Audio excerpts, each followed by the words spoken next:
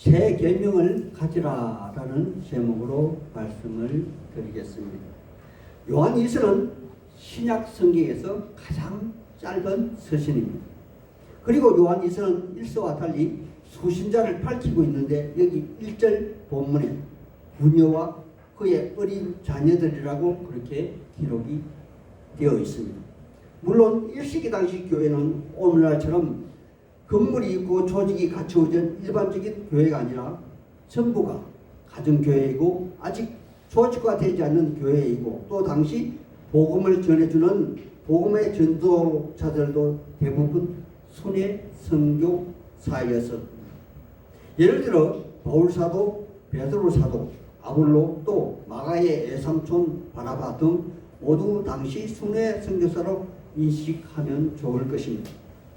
그러므로 여기 사도들 중 막내였던 요한 역시 일정한 지역에 상주하면서 복음을 전하는 것이 아니라 각기 다른 지역, 다른 가정을 방문하시면서 복음의 씨앗을 전하였고 오늘날처럼 해결화된 프로그램이나 정형화된 메시지를 들고 전도한 것이 아니라 다분히 삶의 기반을 두고 판단하여 적극적이고 임시방식적인 메시지로 복음을 전했으며 또 복음을 받아들인 분야의 집이 바로 오늘날 가정교회로 간주되는 그러한 시대로 예를 들면 바울을 도왔던 그 고린도 교회의 그 아굴라와 브리스길라의 집이 고린도 교회가 되었고 또 빌립보의 자색 옷감 장사 루디아의 집이 빌립보 교회가 된 것 같은 그러한 이치일 것입니다. 따라서 각 지역을 대표하는 성도의 집이 바로 교회이고 또한 그의 자녀들이 자동 성도가 되었던 그러한 시기였다는 것입니다. 따라서 저는 오늘 이와 같은 가정교회에 요한사도가 보내는 본문의 서신서를 세 단락으로 나누어서 한번 말씀드리고자 합니다. 첫 번째 인사 말씀으로서 1절과 3절입니다. 하나님의 사람들이요, 여기 사도 요한은 자신을 장로라 지칭하는 것은 오늘날 교회를 치리하는 그러한 장로가 아니라 당시 그는 90이 넘은 나이로 바로 교회의 엘더, 어른으로서 이치를 말하는 그러한 말씀인 것이며 또한 그곳의 가정교회는 그의 복음을 듣고 예수를 구주로 받아들인 그들 성도님들은 아마도 생명처럼 아끼는 그러한 관계를 이렇게 표현하는 것으로 대단한 친밀감을 표시한 그러한 인사 방식일 것입니다. 그러므로 또한 그는 교회 교인들을 사랑하되 참으로 사랑한다고 앞에 강조 부사를 첨가하여 또한 자기 자신뿐만이 아니라 진리를 아는 모든 사람도 그들 부녀들과 그의 자녀들을 사랑하노라 그렇게 진심으로 말하고 있는 것입니다. 하나님의 사람들이요. 그런데 여기 장로된 요한이 부녀와 그의 자녀로 일컬어지는 교회를 진짜 사랑하는 이유가 인간적인 관계에서 출발하는 것이 아니라 모두들 짐작하고 계실 것이지만은 특히 본문에서는 진리 때문이라고 그렇게 말하고 있는데 그 진리는 우리와 현재도 함께하고 앞으로 계속해서 함께할 것이라 그렇게 말하는데 그렇다면 진리는 과연 무엇을 말하는 그런 말일까요? 물론 당시 복음을 들었던 모든 사람은 이 진리가 바로 우리 구주 예수님이라는 사실을 모두 다 익히 알고 있고 또 조금도 믿어 의심치 않았을 것입니다.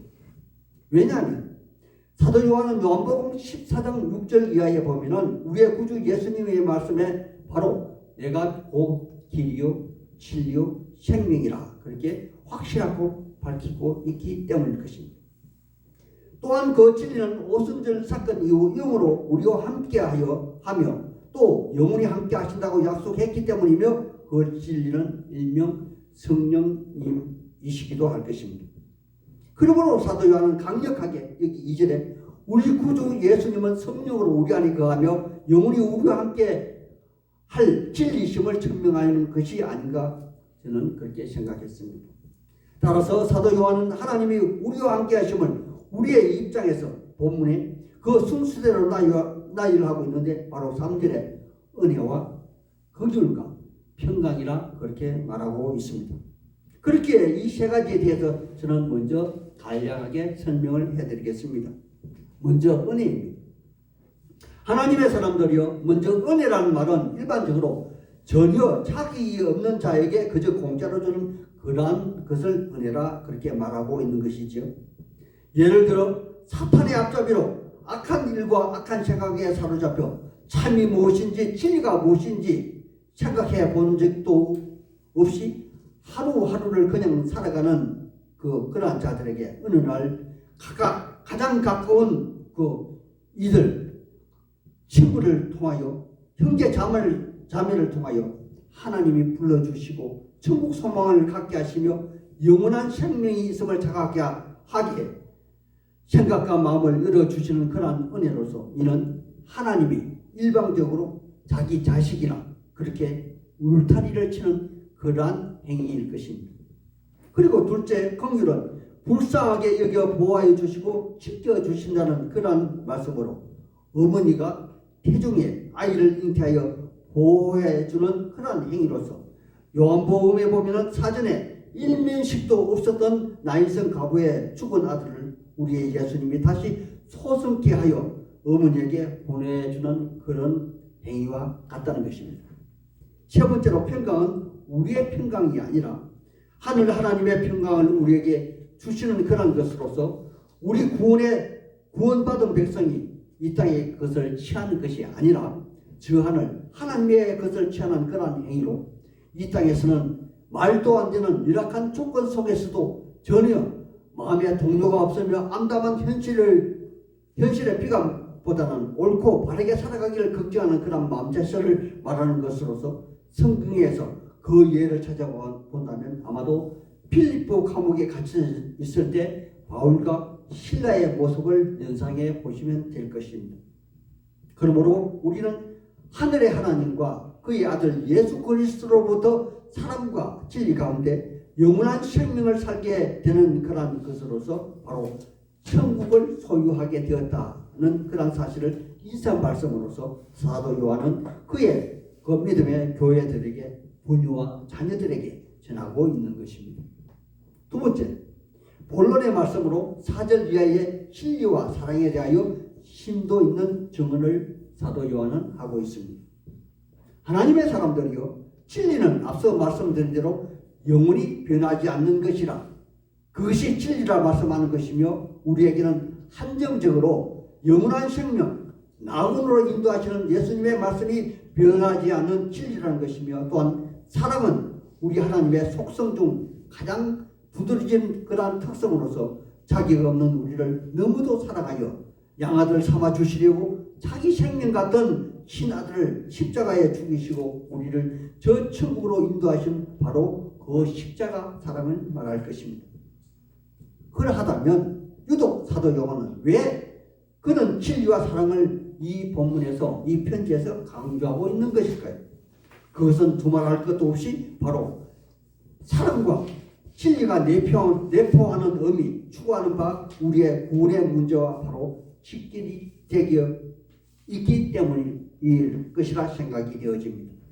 그리고 이어서 그는 새 계명을 말하는 이유 역시도 바로 우리의 예수님과 하나님이 우리를 저 천국으로 인도하시려고 계획하고 이끄시는 바로 그 원초적인 구원의 원리에서 나온 것이 말씀일 것입니다.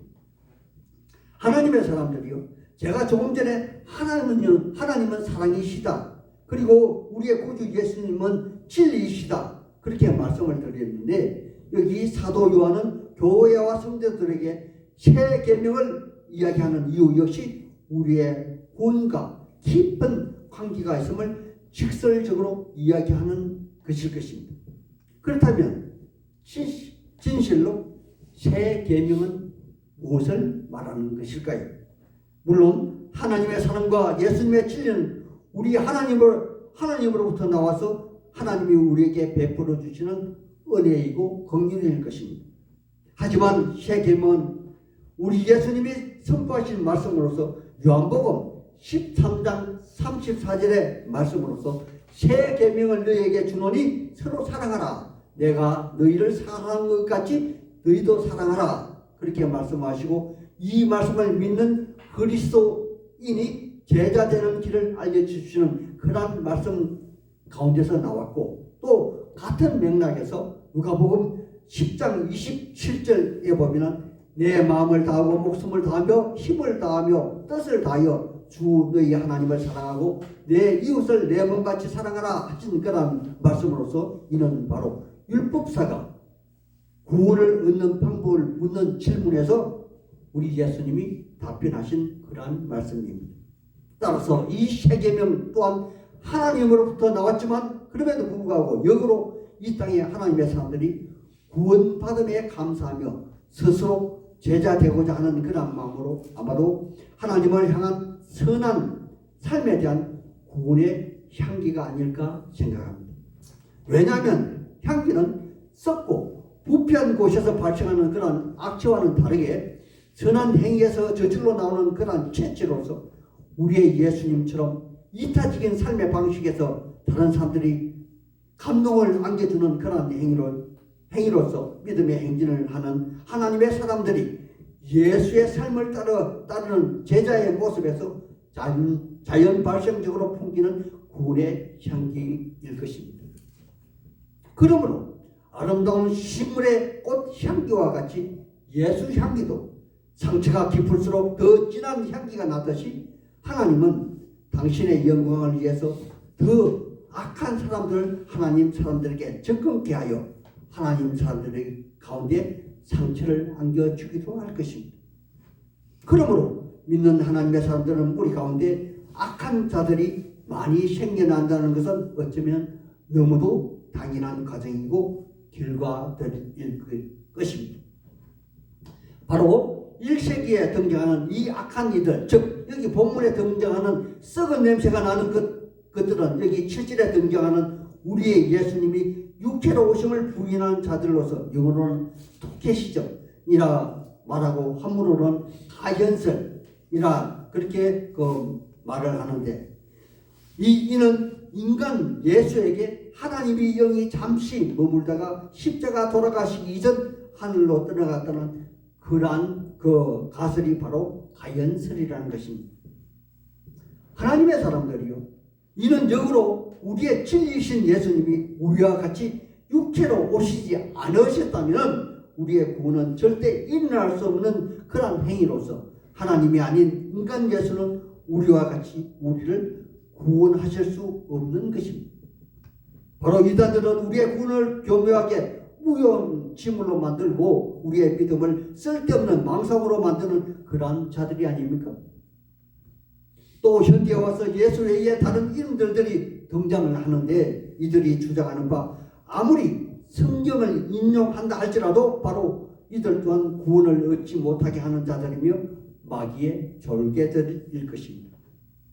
여기에 대한 말씀으로 사도행전 4장 12절에 베드로 사도는 다른 이로서는 구원을 얻을 수 없나니 그러나 만민 중에 어떤 구원을 얻을 만한 다른 이름을 우리에게 주신 적이 없다고 단호하게 그렇게 말씀하고 있다는 것입니다. 이는 오직 우리의 구원은 예수밖에 없음을 말하는 것으로서 중간에 그 어떤 이름도 해입이 되어서는 안 되는 그러한 말씀이 아니겠습니까? 하나님의 사람들이요, 오늘날 목사 후보생들은 신학교에서 무엇을 배우는 줄 아세요?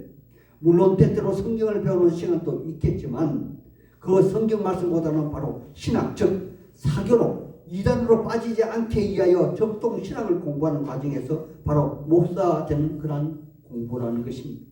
그런데 이단들은 이러한 신학을 부정하고 그들의 주장을 첨가하여 보태고 있습니다.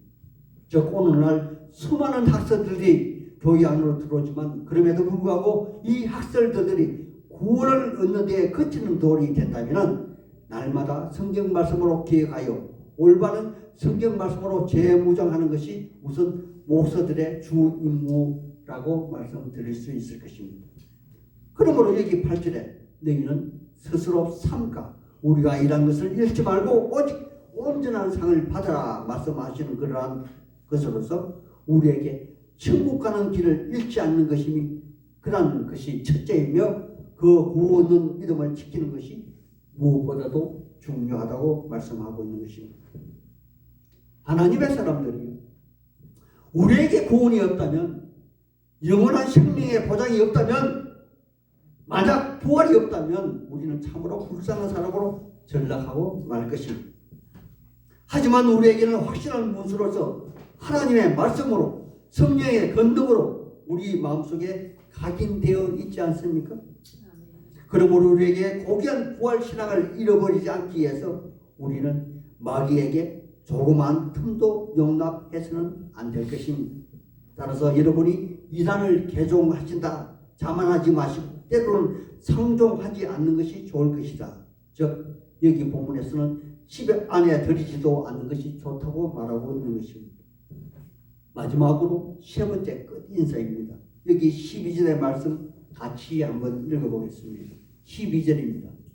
찾았으면 같이 읽겠습니다. 시작. 내가 너희에게 쓸 것이 많으나 종이와 목으로 쓰지 원하지 아니하고 오히려 너희에게 가서 대면하여 말을 하려 하니 이는 너희 기쁨을 충만하게 하려 함이라. 아멘. 하나님의 사람들이요, 우리의 생은 참으로 짧은 시간, 그리고 공간적인 제한도 절대 적이지 않지 않습니까? 이 짧은 시간, 짧은 공간에서 같은 것을 바라보고 함께 아름다운 방법을 모셔가기 위해서 만나서 부대끼고 같이 밥 한 번 먹고 그 좋은 인연 맺는 것이 저 천국에서 영원한 벗으로 남을 것입니다. 이러한 소망으로 서로 사랑하라 라는 새 계명을 가지고 신앙생활 하시기를 우리 구주 예수님 이름 받들어 소망하고 축복하는 바입니다. 아멘.